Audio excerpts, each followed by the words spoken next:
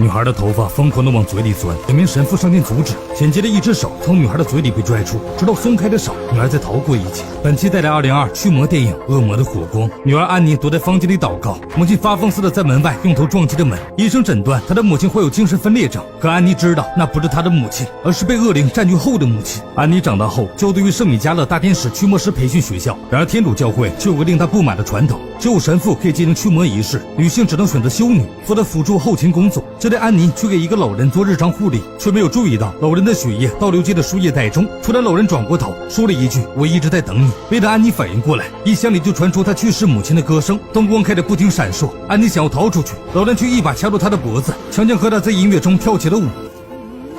安妮抓住机会，一把将老人推开，老人倒地后也恢复了意识。看了监控视频，导致觉得恶灵是冲着安妮来的，而且安妮很有驱魔天赋，因而破例让她参与并旁观驱魔课程，成为首位学习驱魔仪式的修女。导师带着学生们来到地下室，为他们展开了一次驱魔实战课程，而驱魔的对象是一个10岁的小女孩。安妮举手想要参与驱魔，导致就选择2名实习神父去实战一下。2名神父拿着装备走进屋里，女儿缓缓地转过头，神父读着圣经，颤颤巍巍地靠近她。女儿双眼一翻，恶灵控制女孩用手指堵死了耳朵。神父见状向女儿身上洒圣水，这一下激怒了恶灵，手脚并用爬上了天花板。导师让他们继续祷告，不要停。2名神父鼓起勇气对着恶灵祷告，女儿突然一跃而下，吓得2名神父一动不敢动。女儿缓缓地走到镜子前，直勾勾地盯着镜子后的安妮。只见女儿双手捂住眼睛，手背生出2道4眼睛的伤口，里面钻出无数蛆虫。导师见状走进屋里亲自操刀，女儿就钻进了床底，紧接着床垫鼓了起来。导师走上前掀开被单，却什么也没有。紧接着床底伸出手拽走导师，所有女孩以诡异的姿势从床的另一边站了起来，见导师也受伤了。安妮拿着圣经走进屋内，一遍一遍呼唤着女孩的名字。渐渐的女孩恢复了意识，突然女孩被一股神秘力量拽倒，头发疯狂地钻进女孩的嘴里。2名神父上前阻止，导师和安妮捏着驱魔词，紧接着一只手从女孩嘴里被拽出，松开的手，女孩才逃过一劫。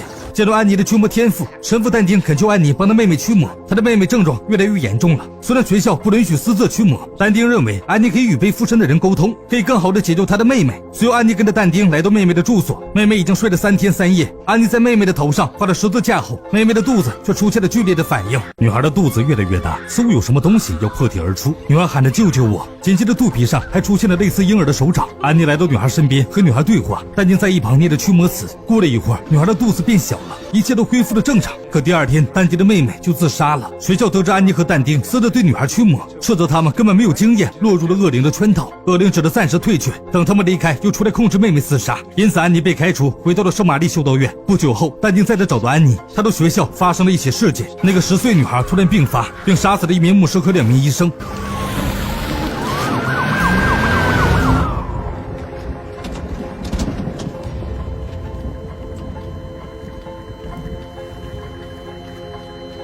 A priest and 2 orderlies were killed.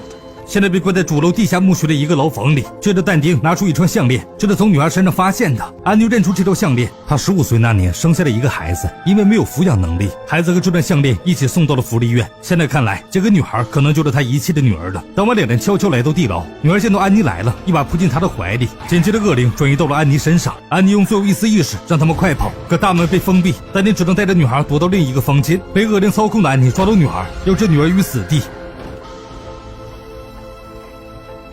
女儿虚弱地喊了声妈妈。恢复一些理智的安妮松开了手，和恶灵争夺身体的控制权。她拼尽全力举起十字架摁在额头上，随后跳进了圣水池。最终安妮战胜了恶灵，女儿也原谅了母亲的抛弃。最后安妮被学校送往梵蒂冈进行深度学习。可安妮身上发生的怪事还没有结束。